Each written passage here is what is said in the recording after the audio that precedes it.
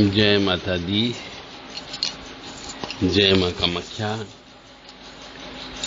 प्रथम शैलपुत्री, द्वितीयं ब्रह्मचारिणी, तृतीयं चंद्रघंटेति, कुसुमांडीति, चतुर्थकं पंचम स्कंदमास्तेति, षष्ठं कात्यायनीति, सप्तम कालरात्रीति, महागौरीति, अष्टकम नवम सिद्धदात्री।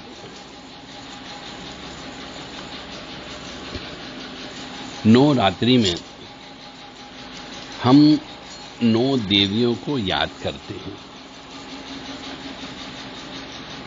इन 9 देवियों में स्त्री के पूरे जीवन चक्र का चित्रण नजर आता है।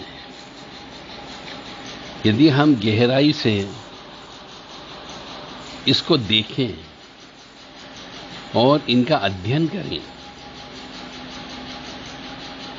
श्रीमद् देवी भागवत महापुराण के अनुसार, तो आपको बहुत कुछ चीजें बहुत स्पष्ट नजर आ जाएंगी। जैसे कि एक स्त्री के पूरे जीवन का चक्र इन 9 देवियों में नजर आ जाता है। जन्म देती हुई एक कन्या, जन्म ग्रहण करती हुई एक कन्या शैलपुत्री का स्वरूप कहलाता है। जन्म जिसने लिया है, जन्म ग्रहण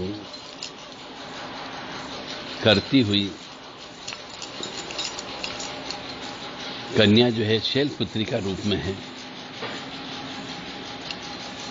जब वही कन्या बड़ी होकर के कौमारी अवस्था तक आती है, कौमार्य, वो ब्रह्मचारिणी का स्वरूप में माना जाता है। और जब वह बड़ी होती है, विवाह से पूर्व तक चंद्रमा के समान निर्मल होने से वह चंद्र घंटा कहलाती है।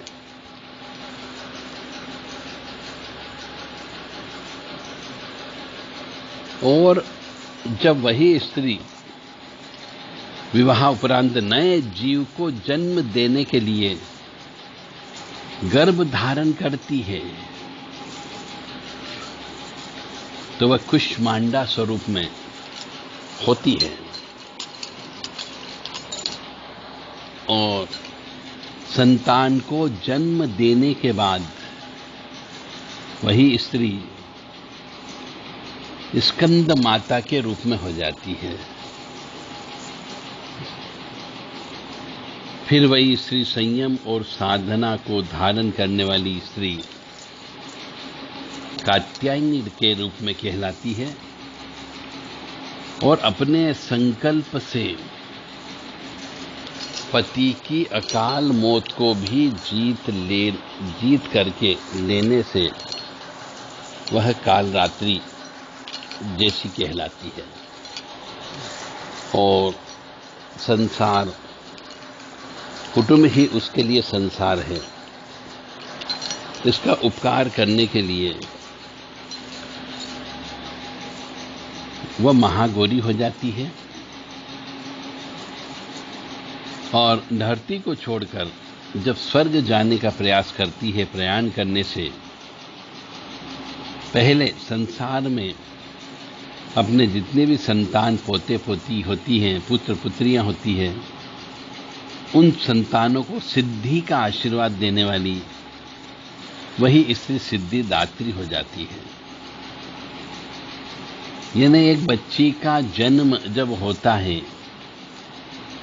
तो वहां से शैलपुत्री से लेकर के वही बच्ची जवान होती है, कौमारी अवस्था तक, मतलब पीरियड अवस्था नहीं होता उसके पहले तक वह ब्रह्मचारिणी कहलाती है।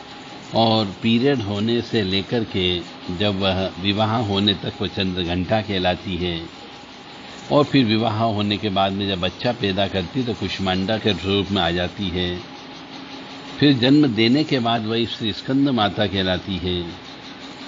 और संयम व साधना को धारण करने वाली कात्यायनी कहलाती है।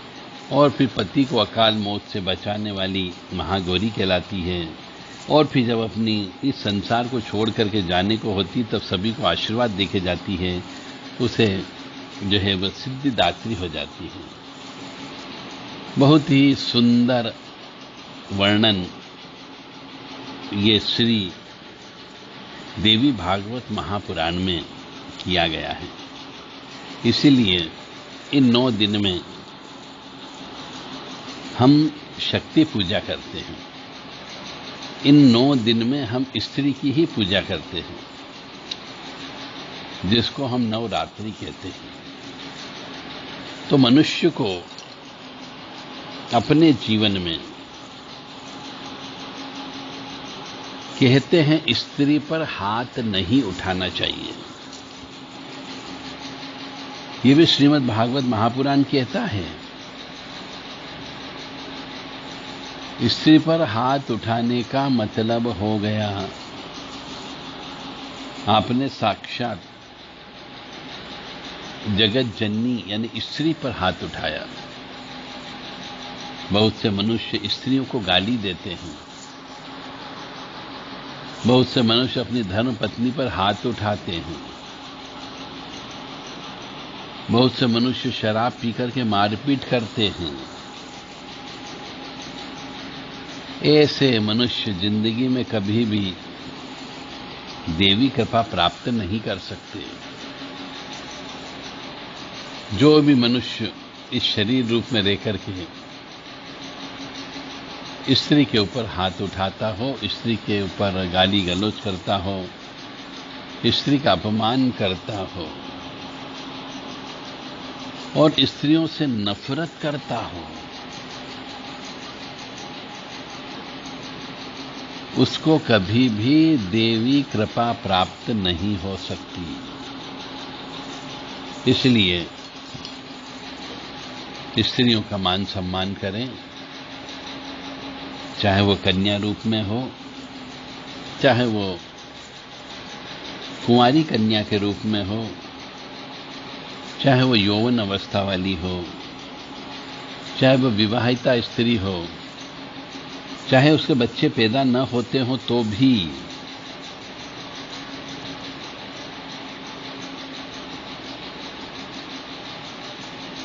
तो जो मनुष्य स्त्री का अपमान करता है उसके यहां लक्ष्मी की कृपा भी नहीं होती है। ये भी सत्य है। उसे भी कंगाली में जीना पड़ता है, अशांति में जीना पड़ता है, दुख झेलना पड़ते हैं और स्त्री का सुख नहीं मिलता है।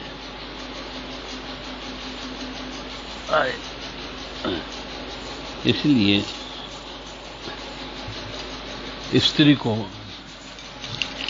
के ऊपर हाथ नहीं उठाना चाहिए। जय माता दी, जय मां कामाख्या।